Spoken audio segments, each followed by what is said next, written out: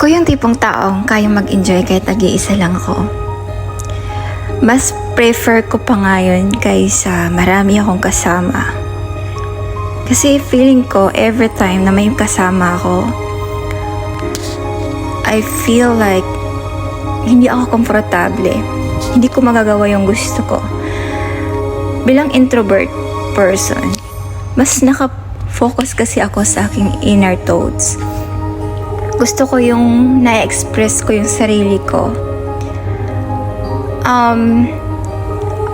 I became like this siguro dahil sa past, sa environment kung saan ako lumaki. At yung mga nakasanayan ko. Kasi ever since when I was a kid, sanay na ako eh. There's no one asking me if I'm okay. Nobody is there to accompany with me like one-on-one talking to me na yung inaalam talaga yung condition ko, like my feeling. Siguro dahil nasanayan ko yun at nadadala ko siya hanggang paglaki, and then I'm more on myself, like siguro dumaan din ako sa point na I'm afraid of rejection. Takot din ako yung gumawa ng first move, and then baka mamaya baka nakaistorbo lang ako, diba? Tapos I felt like my yung mga sinasabi ko baka hindi naman para sa kanila hindi okay. Sa akin yun ang point ko, opinion. So to make it short, mas panatag talaga akong mag-isa. Ito yung kinatao ko. At ito yung tunay na ako. So, base sa aking experience as an introvert person, I would say, hindi naman siguro ako ganun ka-introvert kasi I can, what do you call this one? Flexible ako eh. I can be extrovert also. Pero in a short period of time, hindi ako pwede sa pangmatagalan kasi napapagod ako, nauubos yung energy ko. Feeling ko, kailangan ko namang mapag-isa to regain my strength. Like, go to the place, like yung along the nature, maglakad ako. Mas prefer ko magpasyal sa mga tourist spots, go for hiking, yung mga, alam mo yung magagandang tanawin, tsaka lalo na pag maaraw. Hindi naman yung liwanag talaga na masisilayan mo. Tapos yung ang ganda ng ambience ng paligid, presko, yung hangin, ang sarap sa pakiramdam ng ganon. Rather than, may mga times din I wanted to be alone inside the room. Pero feeling ko kasi nakaka-depress yun eh.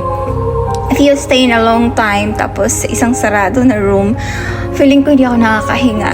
Gusto ko nakakita ako ng liwanag. Yung liwanag na natural lang. Hindi yung liwanag ng flashlight at saka ilaw sa bahay. Yung natural light from the sun, it's a great thing and experience.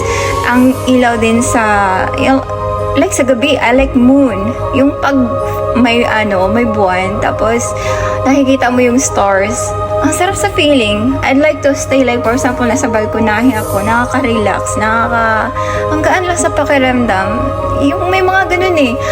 I like yung parang yung tipong calm, peaceful, relaxing, at saka it gives you a positive energy. Unlike in a crowded place, polluted yung noise, and then so many information na magagather mo is either negative or something. Tapos parang yung mind mo is nag-overwhelm ka eh. Hindi ka, actually, ako yung tipong hindi makapag-focus. Because that's how I am. So, sabi ko pa nga, I can be an extrovert also, but in a short period of time. Like for example, mahilig kasi ako sa sayaw. So, mas nag-i-enjoy ako accompany of a lot of people na kagaya ko rin, mahilig sa sayaw. But, yung masasayang moment lang, no? Napapagod ako to listen up yung mga negative news. Nadidepress ako. I don't want to listen. I just realize, no? Pag nanonood ako ng mga movie na malungkot or horror, na-stress ako. After that, I feeling like ang bigat sa pakiramdam. But kung yung pinapanood ko is comedy, adventure, yung may mga challenges tas na-overcome, I feel like andun din ako. Ang gaan din sa pakiramdam after. Tapos nung na-overcome mo yung challenge, parang nakikita ko sa sarili ko, I can overcome life like this. Yung mga trials na na-undergo ko. So, di ba? Parang ganun. So, nagpo-focus ako dun sa mga bagay na alam kong it will benefit me. Minsan kasi nami-misunderstood ako. Like, people would say, may sarili akong mundo. It's okay. It's normal. That's their opinion. So, hindi ako galit sa point na yan. Kasi, iba-iba tayo ng uniqueness. Iba-iba tayo ng pagkatao. We have different likes and dislikes. May pagkakaiba tayo ng mga hobbies. And ako, kung saan kasi ako komportable, especially ngayong nag-edad na ako ng 30s, ang dami ko nang na-realize kasi nagmamature yung tao. Dati kasi go lang ako kahit nahihirapan na ako, hindi ako marunong mag-complain, hindi ako marunong mag-say no. Now, I know myself. Kasi unti-unti mo unti-unti mo nang nakilala yung sarili mo. Kaya nga noon, madali akong mapunta sa depression kasi nga, hindi ako marunong mag-complain, hindi ako marunong mag-set ng boundaries sa sarili ko. In order for me to be protected from that kind of environment na alam mo magbibigay pressure sa'yo and negative energy na makapag-drain ng nararamdaman mo. So, doon ako ngayon nagpo-focus sa mga bagay na worth sa akin. Yung nakakatulong sa health ko, and then, yung may natutunan ako, and then, yung mag-i-improve ng sarili mo. And that's how it is. And bilang introvert person, mas nai-enjoy ko yung on time ko kasi ang dami kong nagagawa. Feeling ko, ang dami kong nagagawa para sa self ko. But, doesn't mean na in a lifetime ganun na lang talaga, nag-iisa ka, di ba? Doesn't mean na in a long time na lang talaga ganun. Also, you have to, may time din that you want someone na kausap, you want someone or friend, one or two friend. Kasi pag mga introvert, ayaw talaga nila yung maramihan.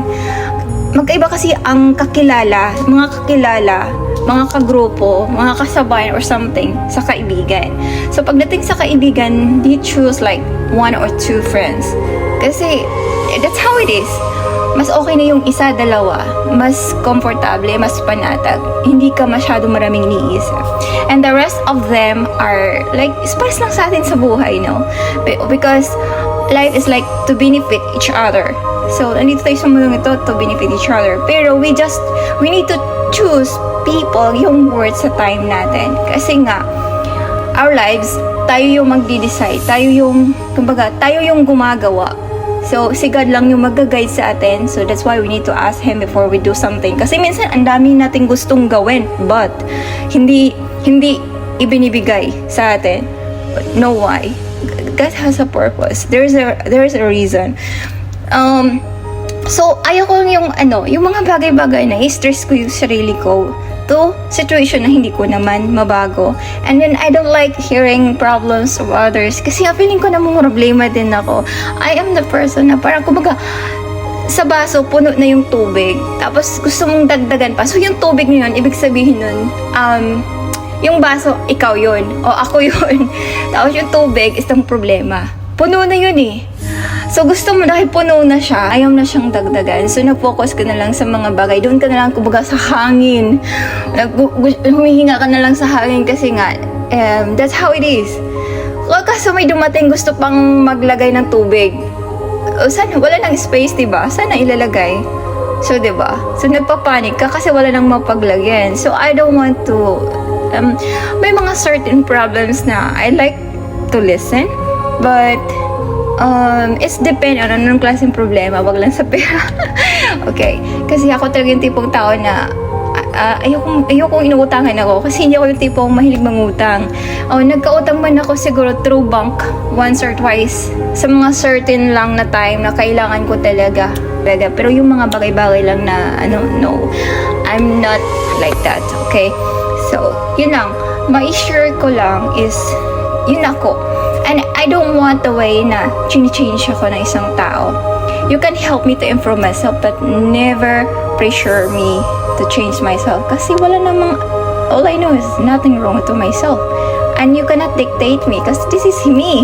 Magkaiba tayo ng personality. If you can't accept me, then just leave me alone. Okay? Hindi naman nag-iisang tao sa mundo yun. There's a lot of people in this world. Kaso nga lang, kadalasan sa aming